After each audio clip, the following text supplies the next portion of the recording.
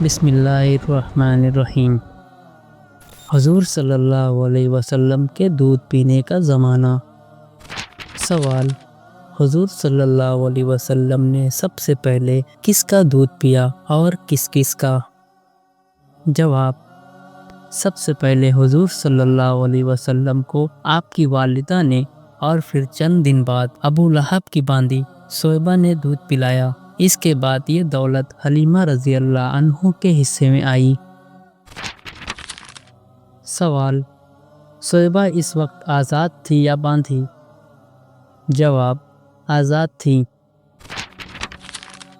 سوال: کب آزاد ہوئے اور کس طرح؟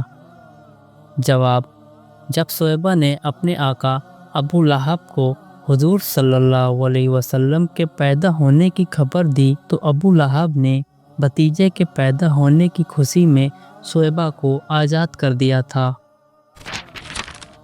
سوال: حضور صلی اللہ علیہ وسلم کو دوسری عورتوں کا دودھ کیوں پلایا گیا؟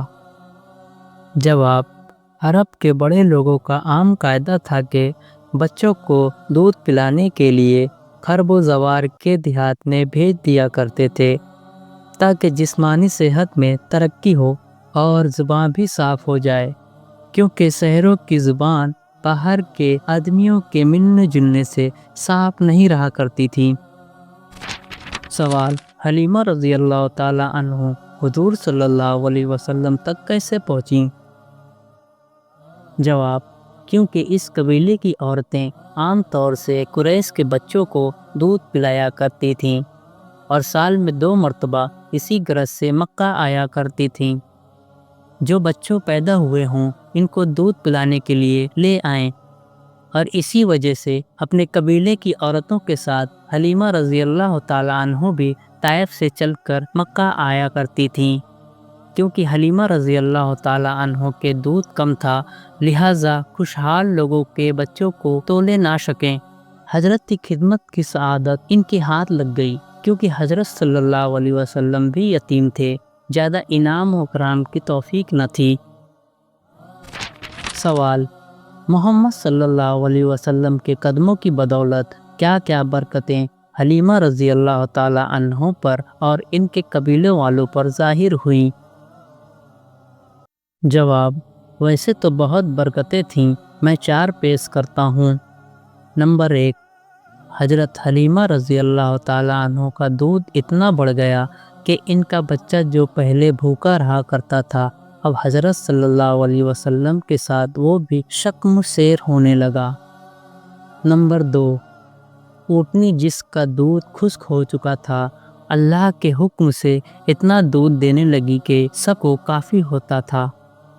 نمبر 3، حضرت حلیمہ رضی اللہ تعالی عنہ ایک خچر پر سوار ہو کر آئی تھیں جو بہت کمزور اور دبا ہوا تھا اور سب سے پیچھے رہا کرتا تھا، لیکن واپسی میں حضور صلی اللہ علیہ وسلم کے قدموں کی بدولت اللہ کے حکم سے ایسا چست اور تیز ہو گیا کہ سب سے آگے چلنے لگا۔ نمبر 4، جب مکان پر پہنچے تو دیکھا کہ قحط کے باعث بکریاں بالکل سوکھ گئی تھیں، دودھ خشک ہو گیا تھا۔ حضور صلی اللہ علیہ وسلم کی بدولت ان میں برکت ہو گئی اور پورا دودھ دینے لگی۔ سوال: اس عرصے میں کیا کوئی عجیب واقعہ بھی پیش آیا؟ جواب: 2 سال بعد جب حضور صلی اللہ علیہ وسلم کا دودھ چھوڑا دیا گیا تو حضرت حلیمہ رضی اللہ تعالی عنہ حضور صلی اللہ علیہ وسلم کو مکہ لے گئیں کہ آپ کی والدہ کے سپرد کر دیں، مگر وہاں طاعون پھیلا ہوا تھا۔ حلیمہ رضی اللہ تعالی عنہ حضور صلی اللہ علیہ وسلم کی برکتوں کا لطف پہلے ہی اٹھا چکی تھی، اب وہ ہوا کی خرابی کے بہانے سے واپس لے آئیں۔ کچھ زیادہ دن نہیں گزرے تھے کہ عجیب واقعہ یہ دیکھا گیا کہ 2 فرشتے انسان کی شکل میں حضور صلی اللہ علیہ وسلم کے سامنے آئے اور حضور صلی اللہ علیہ وسلم کا ننھا سینہ اور جسم مبارک چاک کیا، قلب مبارک کو نکالا اور نور سے بھر دیا۔ حضور صلی اللہ علیہ وسلم اس وقت دودھ صرف بھائی کے ساتھ بکریاں چرانے جنگل تشریف لے گئے تھے۔ آپ کے بھائی نے حلیمہ رضی اللہ تعالیٰ عنہ کو اس واقعہ کی خبر دی اور پھر حضور صلی اللہ علیہ وسلم نے تمام قصہ بیان کیا۔ حضرت حلیمہ رضی اللہ تعالیٰ عنہ کو خوف پیدا ہوا اور حضور صلی اللہ علیہ وسلم کو مکان پر پہنچا گئے۔